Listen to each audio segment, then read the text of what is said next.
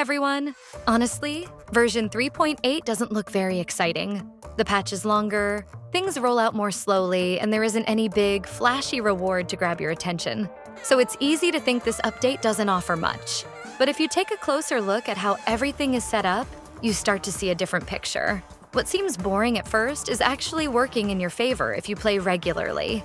In this video, we're going to break it all down and look at every single source of Stellar Jade available in version 3.8. Save up to 25% on Oneiric Shards at lootbar.gg. To celebrate version 3.8, you can grab the 6,480 Oneiric Shard pack, normally $100 in-game, for just $70 on Lootbar.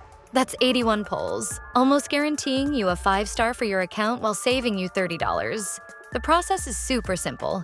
Just enter your UID, select your server, and receive your Stellar Jades in under a minute. No password needed. Lootbar uses official recharge channels, has hundreds of 5-star reviews, and partnerships with several big content creators that you probably know, so everything is completely safe. Lootbar also supports PlayStation 5 and Xbox top-ups. Click the link in the description to get your discount. New users get an extra 10% discount, while returning users get 5%. This patch runs from mid-December into mid-February, which is longer than what we usually get. Daily training stays exactly the same at 60 Stellar Jades a day. Nothing new there, but when you stretch that over the full duration, it adds up to 3,480 Jades just from doing the bare minimum. That's already a huge chunk. And it's a good reminder that longer patches naturally reward players who just show up and play regularly. On top of that, all the usual guaranteed sources are still here. Gift of Odyssey comes back like always, giving you 10 special passes over a 7-day login. That's effectively 1,600 Stellar Jades in value, and it's about as safe as it gets as long as you log in during the event. Maintenance compensation is also unchanged at 600 Jades. It's not exciting, but it's reliable, and it's part of the baseline every patch starts with. Where things really start to shift is with resets. Because version 3.8 goes through both January and February, the Undying Embers shop resets twice instead of once. That means 2 chances to grab the monthly passes, which turns into another 1,600 Jades that simply wouldn't exist in a shorter version.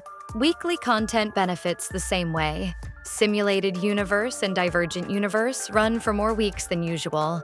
And when you count all the resets properly, those modes add up to around 1,800 Stellar Jades. This is one of the main reasons early pull estimates ended up being too low. Story content lands right where you'd expect. Around 800 Stellar Jades is a fair estimate if you're playing through most of the content.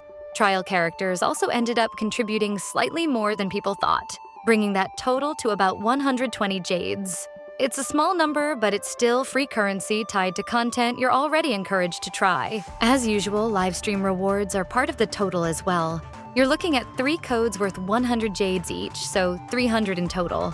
The exact timing isn't officially confirmed, but based on past schedules, it should happen in early to mid-February. And you already know how this goes. Those codes expire fast, sometimes within hours, so if you miss them, they're gone. Achievements continue to be a smaller but steady source. New systems and activities in 3.8 line up with about 155 Stellar Jades, which fits the usual pattern pretty closely. There are also normally a few extra promo or social codes outside of live streams. You can't predict those perfectly, but estimating around 100 Jades is reasonable based on previous versions. Exploration is another area where expectations changed. The new map content in 3.8 is larger than initially assumed, and once you factor in chests, puzzles, and interaction rewards, exploration comes out to roughly 1,000 Stellar Jades. That's a solid increase compared to early estimates, and definitely noticeable if you like clearing maps. Events are where this patch really starts to shine, and there are 2 main events in this patch. The first one is Chrysos Awu Championship event, and it now totals about 1,170 Stellar Jades after the full reward list became clear. Remnants of Twilight is the second event, and adds another 600. And we're getting a Divergent Universe update, which contributes 420 Jades, and the Treasure Hunt event brings in roughly 500 more. None of these alone are extremely game-changing, but together they form a very strong amount for the patch. Endgame content is the biggest source of Stellar Jades in this patch. Memory of Chaos, Pure Fiction, and Apocalyptic Shadow together now add up to about 3,200 Stellar Jades across the patch. The reason this number went up compared to earlier estimates is simple. Version 3.8 includes an extra Apocalyptic Shadow reset during the third phase.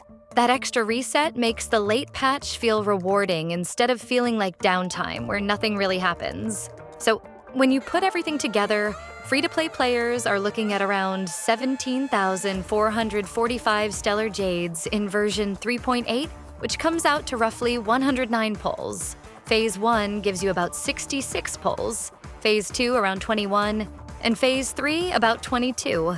That timing is important, especially depending on when your target banner actually shows up. If you're running the Express Supply Pass, the total jumps to about 22,665 Stellar Jades, or roughly 141 pulls. That steady daily income smooths out the patch a lot and helps especially during the later phases. The main takeaway is that version 3.8 isn't generous because of one big reward. It's generous because everything lines up in your favor. The longer duration, the extra phase, and the additional endgame reset all work together. If you're planning pulls for Dahlia or looking ahead to reruns, don't just focus on the final number. Pay attention to when those pulls actually become available because timing is what really defines this patch. So now, tell me in the comments who you're going to pull for. Are you planning to pull in Phase 1, 2, or 3? Let me know. As always, don't forget to like and subscribe to the channel. See you in the next video.